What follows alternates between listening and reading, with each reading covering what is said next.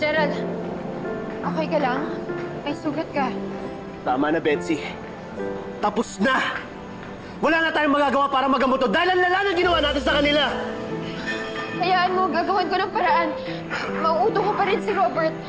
Gagawa ko ng paraan para makakuha pa rin ako ng pera sa kanya. Tapos pagkatapos nun, pwede na tayong lumayo.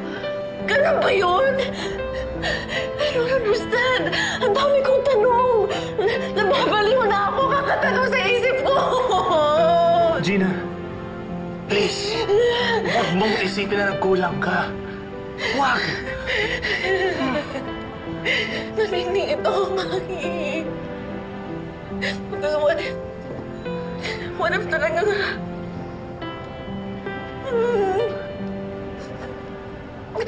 Talagang ako ang dahilan kung bakit nangaliwa ang asawa ko. Betsy, narinig mo ba yung sinasabi mo, ha? Gerald, mahal kita. Pwede pa rin tayo magsama. Please. Asawa ko ang mahal ko at ang anak ko. Hindi ko sila ipagpapalit sa'yo!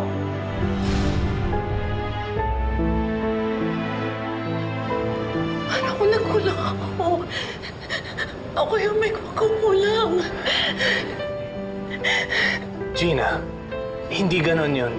Yes, nagkamali si Gerald. Naging mahina siya. Pero hindi ibig sabihin, hindi ka na niya mahal. Paano na ako? Hindi ko alam!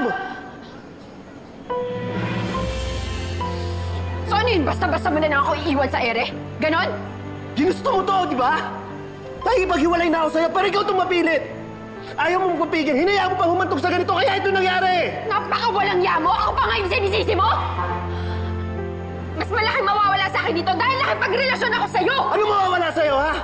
Pera? Ginawa ng buhay? Betsy, ako yung mag-ina ko!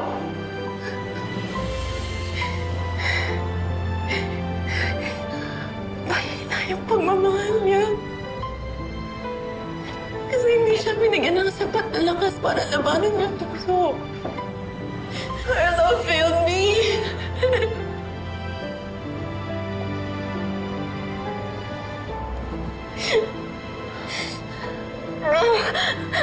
Sakit.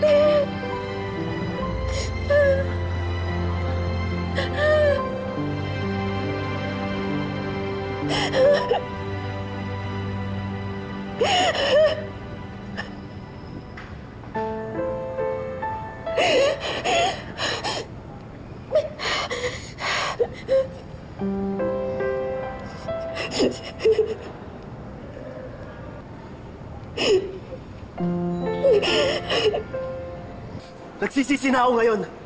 Nagsisisi ako nung dumating ako sa buhay ko!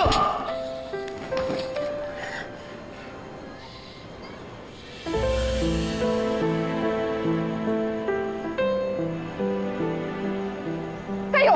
Kanina pa kayo! Ano yun yung ayan? Mga chismosa kayo? Chismosa kayo?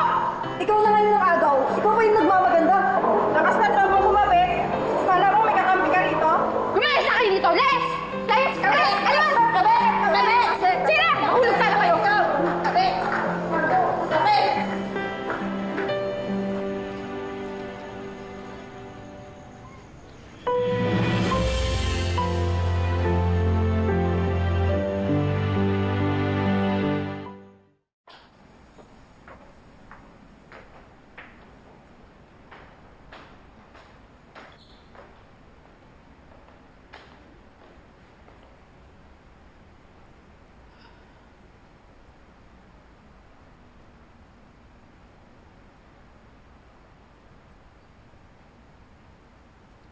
Gaga ka!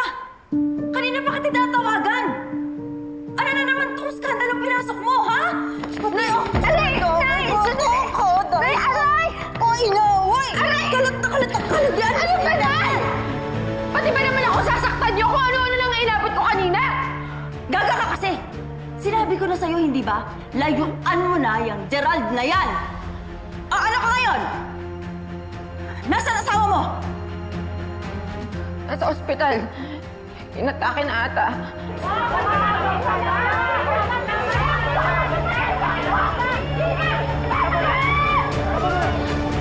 Gina.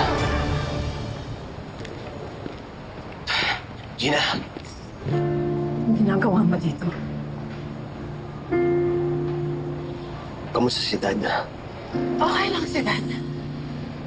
Alam mo, buti nga walang masamang nangyari sa kanya. Because I swear to God, kung meron, kulang pa kung mapatay kita. Gina. Patawarin mo ako. Alam ko napakasama ng ginawa ko sa'yo. Pero Gina, mahal kita. Maniwala ka. Mahal mo ako?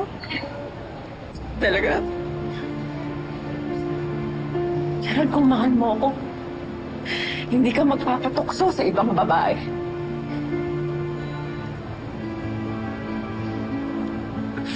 Gina, naging mahina ako. Ano yung dahilan mo? Naging mahina ka lang?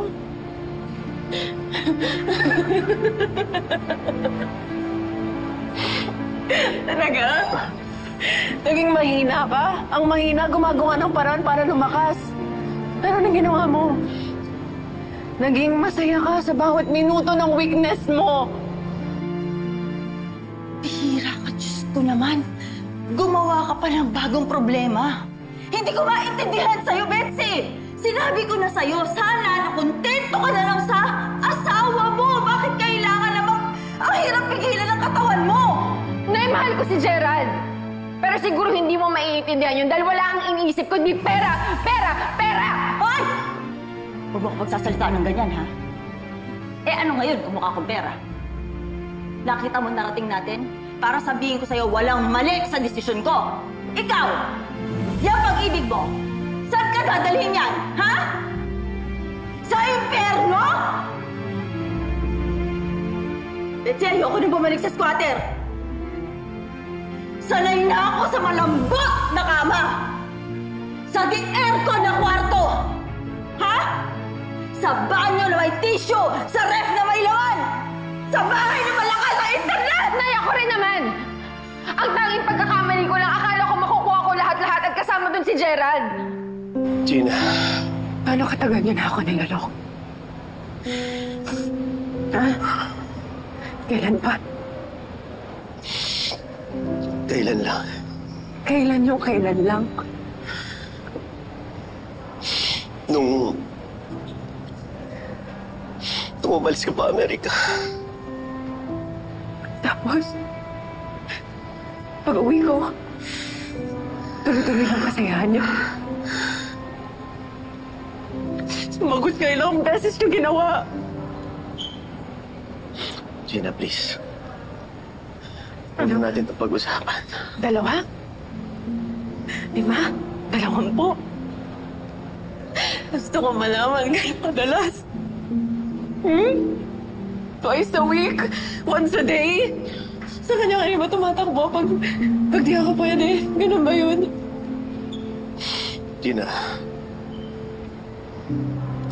Huwag na natin ito pag-usapan. Hindi, gusto kong pag-usapan. Bakit ngayon nahihiya ka? Pero nang ginagawa niyo, hindi mo inisip yan. Ngayon na nakita mo na yung kababuyan mo, ayaw mo ikwento. Tigilan mo yung pag-ibig na yan, ha? Malaking katangahan yan! Sa pera ka pa rin kumapit. Kung kinakailangan lumuhod ka at gumapang ka babalik kay Robert, gagawin mo! Tatawagan ko si Guido. Aalamin ko kung saang ospital nandoon si Robert. Pupunta tayo. Hihingi ka ng tawad.